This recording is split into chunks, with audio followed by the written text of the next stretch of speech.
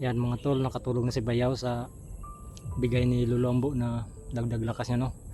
At ako nga pala na humingi ng tawad sa mga nagawa kong kasalanan sa kanila. At pasensya na rin kayo at naging biktima rin.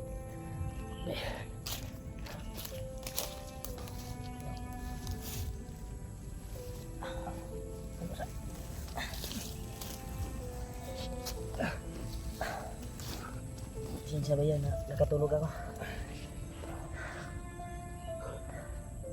Ano? Lakad na tayo? Mamaya na. Pasensya kayo, nakatulog ako.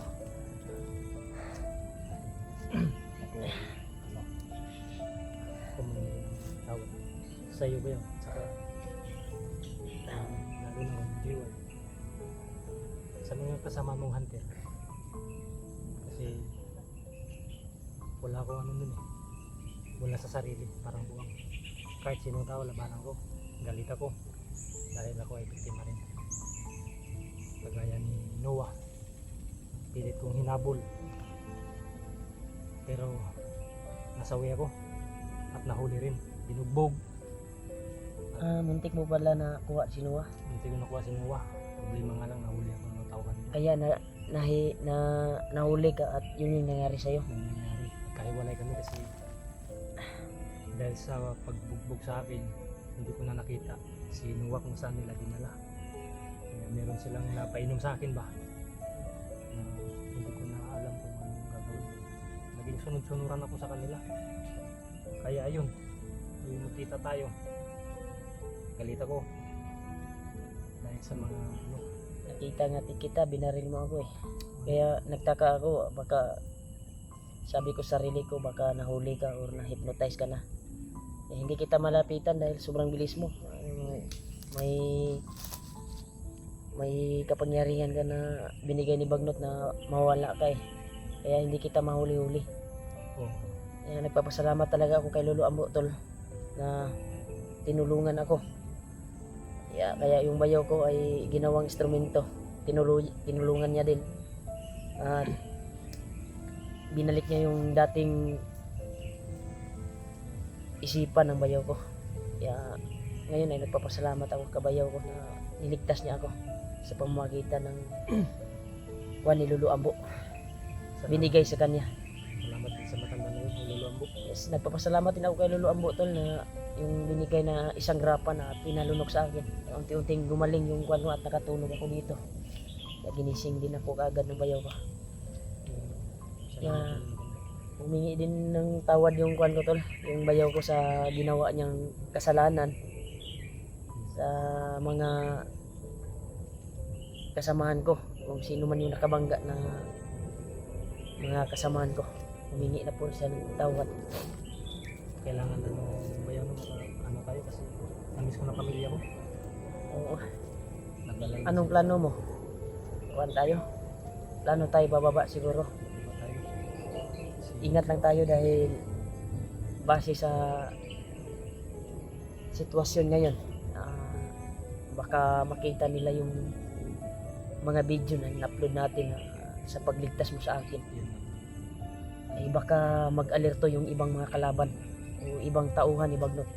Kaya delikado tayo, kaya matsyag tayo bawat daanan natin. Bago tayo bumaba ba yun, tingnan muna natin kung makababa ba o hindi, kasi ang alam ko nakakalat ngayon ng mga tauhan niya din.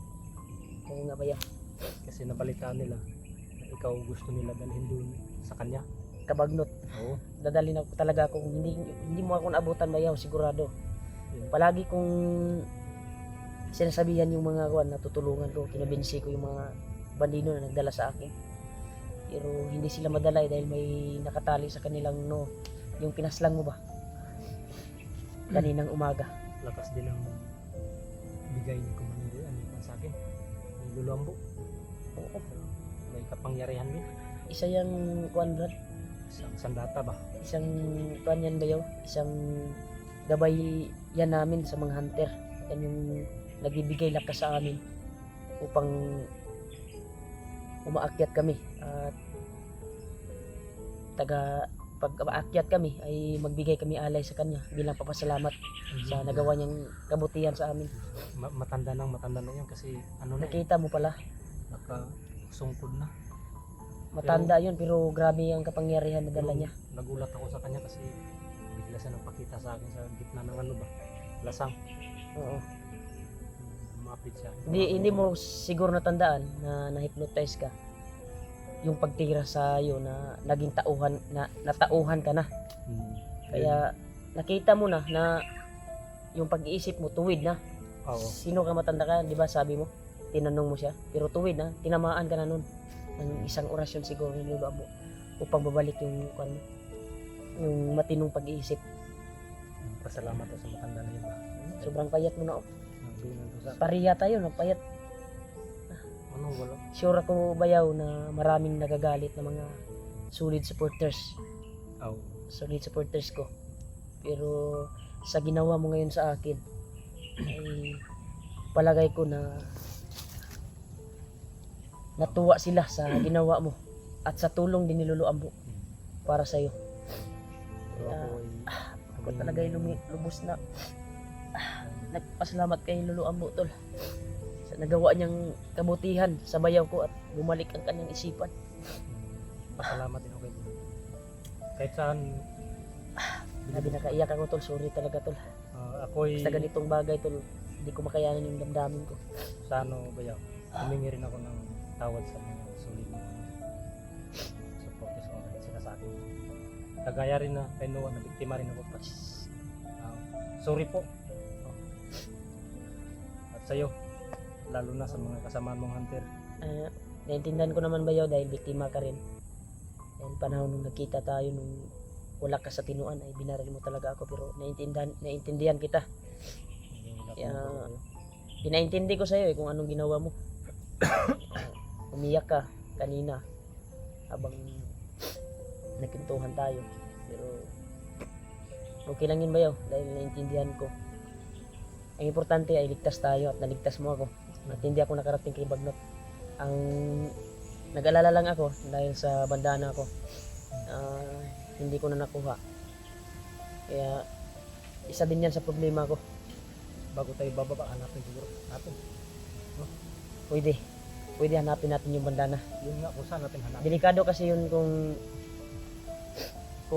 mapunta yung kabagnot, Ay, matutupad yung ritual niya na apat matagal nang hinintay. Ma-evolve siya eh. Kasi dadagdag yun ng lakas sa kanya. Umiba yung kanyang mukha. Siguro. Level up na ba? Kaya delikado. At wala na talaga magkakatalo sa kanya. Kaya Kahit pala, magtulungan tayo kaya- kapag makuha yung bandana. Lalo na yung punyal ni Kuya Bads. Isa din niya sa target ni Kuan eh. Bagnot. Iwan ko ba kung anong gagawin niya. kasi yung nakasamahan ko yun sa pangkat nila, wala kasi silang ibang binanggit. Kahit sinasabi nila sa amin na kailangan kunin yung bandana. Dati ka palang Kuan talaga. Dati. Yung paghuli sa akin, Ay, yung paghuli sa'yo. siyempre nakasamahan ko. Di ba sinabi si Kuya Bads kasi, di ba nagkuha na kayo ni Kuya Bads dati nung pumunta ka sa bundok, nung pagdukot talaga kay Kuan. Oo. May sinabi si Kuan sa akin na nilihim mo sa kanya eh. Pero hindi na natin yan Kuan eh.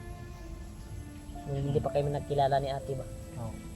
Pero hindi na natin unti kayon gud gani sa una. Diyan na to. Kuan nun ba? Ang problema ko lang ngayon Leo, baka alam na ni Bagnot na ligtas ko. Baka ako naman yung ano nila. Sigurado. Kahit sino sa ating mga hunter, tayo talagang target nila. Kaya ingat lang tayo sa bawat takbang. Kaya isa sa pinakapasalamatan ko tol, yung palipad dasal niyo po sa amin. Sa akin, lalo na sa akin, sa mga kasamahan ko, lalo na sa bayaw ko. At siyempre kay Lolo Ambo, isa din yan sa kuan ko. Grabe, salamat. Yung bayaw ko ang tinuring kuan ba, susi upang maligtas ako.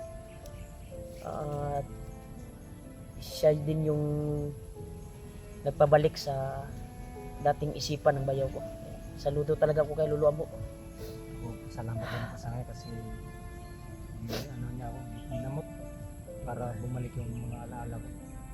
Salamat talaga tayo kay Lolo Ambo. Salamat talaga sa Kaya sa pagbaba natin, kailangan kung may mission man tayo, o may mission ako ulit, kung baba man ako, ay kailangan talaga magpapasalamat ako kay Lolo Ambo at magbigay alay bilang papasalamat sa ginawa niya sa'yo, na Balik ka nga. bumalik yung pag-iisip mo. Siyempre, binigyan ka rin ng lakas upang hanapin ako. At yun, naniniwala yung kasi naintindihan ko yung pagdating mo doon, umarang ka. Akala nila siguro na kakampi ka pa. Ang tapos. Hindi nila alam. O, hindi nila alam na nasa katinuan ka na. Kaya nakuan ko pa yung nila na sila daw inatasan ng Commander Bangas na yun na dadalhin kay Bagnot. Buti nila pinaslan mo kaagad yun. Hanga talaga ako sa'yo. Kinakailangan kasi yun ang, Bagay ka maging hunter talaga. yun ang utos niya Lolo Ambo. Oo. Yan tol, pasalamat talaga ako tol. Tumingi din ng tawad yung bayaw ko. Sa kaligtasan ko din. At siyempre kay Lolo Ambo talaga. Oh. At siyempre sa palipad dasal niyo po tol. Naligtas ako talaga. Dininig ng Panginoon Diyos yung palipad dasal niyo po. Ako rin pasalamat din ako kay Lolo Ambo. Mag-sorry ka bayaw, iwiwi muna ako bayaw. Kay on ko ba? Lalo na sa mga lahat ng mga hunters. Lalo na kay Kuya Buds. Bayaw rin sorry po sa mga nagawa kong kasalanan. O mga pagkukulang din. Sa mga hunters, lalo na sa mga kasamahan mo, bayaw. Oo. Tanggan ba yan? Kung nakita niyo man tong video na to, huwag kayong mag-alala. Bumalik na sa katinoan yung pag-iisip ko. Oo. Dahil Sana kung makita niyo yung video na to, kung saan man kayo mga hunters, makita talaga nila ito. Dahil ina-upload ko to eh. Tulong, ano? Buti na lang, may gustong tumulong sa akin sana ba. Pero nalungkot ako sa nangyari sa kanya. Dahil nalaman ni Bangas yung pagtulong niya sa akin. Siya yung tagpakain sa akin eh. Ano kasi At siya yung kuha ni Bangas na gisaligan ba na parang kanang kamay, ano? oo, pero hindi ka ng kamay, siya yung kuan ba, siya yung gisaligan na bantayan ako. At na kumbinsi ko siya, kung magbago ka, ako ay tutulong sa iyo. Kaya yun, Nalaman. muntik niya na akong napakawalan. At nalaman ni Bagnot yung kuan, kay dinala yung cellphone ko eh. At doon sa ipa-charge nila ba yung cellphone ko doon sa, iwan ko ba kung saan yung bumili yung bandido na yun. Pero sa pagbalik niya, dala yung cellphone ko. Ayun, nalata siya. Doon nalaman. Kaya binugbog siya sa harapan ko. Iwan ko ba kung nakabidyo yun sa kamera ko. Iwan ko lang.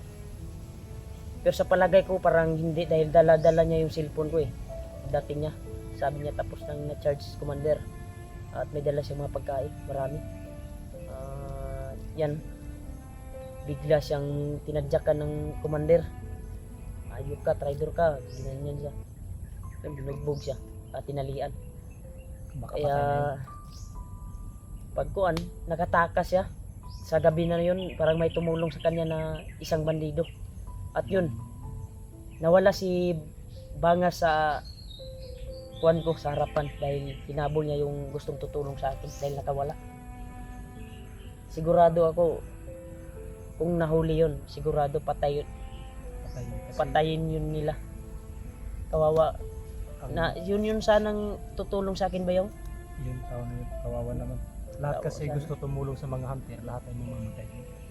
Kasi si Commander Bagnot yung sinasabi mo, marami siyang kasangkapan. Kahit ano lang niya, utusan. Kasi magkapangyarihan niya. Parang kaya niyang gayumahin yung mga bandido ba para maniwala sa kanya. Kasi araw-araw siya nagre-recruit. Oo, araw-araw siya nang ginirito. At parang may gayuma siya na siya yung pagdasalan. Buti nga ako sa pan na nagamot agad ako ni Lolo Ambo kung hindi niya pa ako nagamot. Di ba? Sa Yun ngayon, talaga baka si naging Lolo Ambo. Commander na ako ngayon siguro. Commander na ka na talaga. Eh, sumaludo yung kwan eh. Yung pagharap nila sa'yo. Sumaludo yung dalawang nakatali ng pula, yung nakapan sa akin. Akala nila wala ka pa sa katinuan. Yung Sa man ba yun?